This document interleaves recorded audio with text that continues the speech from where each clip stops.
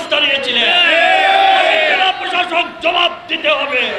আপনি সেই আওয়ামী লীগের সঙ্গে পীড়িত মারেন আর বলেন আমি আপনাদের লোক। কিসের আপনি আমাদের লোক? আপনি সরকারের প্রজাতন্ত্রের কর্মচারী। আপনাকে চোখ টাঙ্গিয়ে জনগণের সঙ্গে কথা বলতে পারবেন না। আপনাকে সাবধান করে বলে দিতে চাই, সিলেটের মানুষকে অশ্রদ্ধা যারা করেছে, আজকে শুধু বলে গেলাম 5 তারিখের পরে কিন্তু তুমি জেলা প্রশাসকের সঙ্গে আর কোনো আলোচনার বৈঠক হবে না।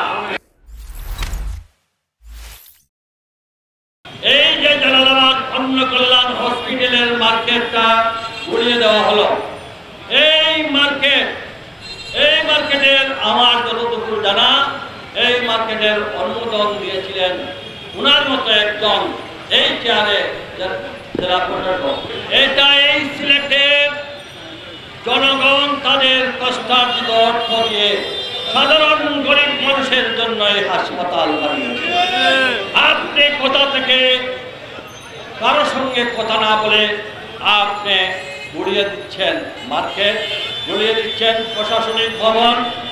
একই জায়গায় অবৈধভাবে ওই ফ্যাসিজম সরকারের সময় আনোয়ারুজ্জামান যখন এখানের মেয়র ছিল, সেই মুহূর্তে সিলেট টেক্সটাইলের সেই মার্কেট, অবৈধ মার্কেট, বিনা পারমিশনে এই তালা ভবন করা হয়েছে।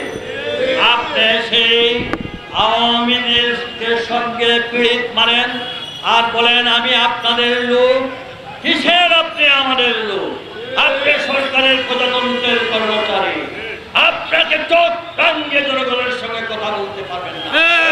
আপনাকে সাবধান করে বলে দিতে চাই, সিলেটের মানুষকে অশ্রদ্ধা যারা করেছে তাদের কোনদিন তার লাভবান হতে পারে।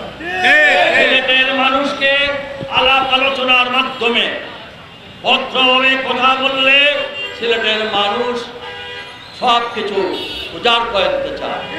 এই সিলেটের মানুষ তাদের নিজস্ব সম্পদ, এই রাস্তা সম্প্রসারণের জন্য আমি আরিফুল হক যাদের কাছে গিয়ে বলেছি, তারা তাদের মূল্যবান সম্পদ, বাড়ি ঘর, দোকানপাট জমি তারা ছেড়ে দিয়েছে।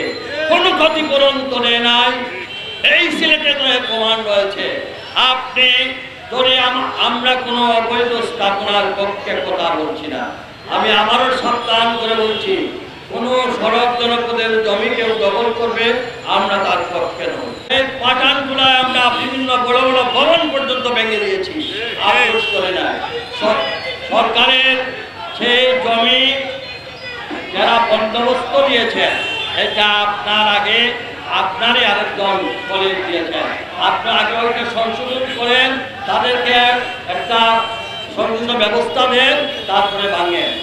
আপনি কথা নাই বার্তা নাই, যে ভেঙে দিচ্ছেন। আজকে আপনি কারো কথা শুনতে চান?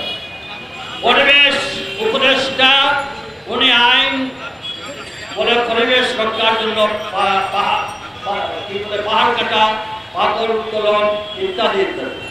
আমার প্রশ্ন হচ্ছে, এটা আমরা সরকারের সকল নীতিমালা এবং পরিবেশ রক্ষার জন্য যা যা আছে আমরা সবাই সেটা মানতে বাধ্য।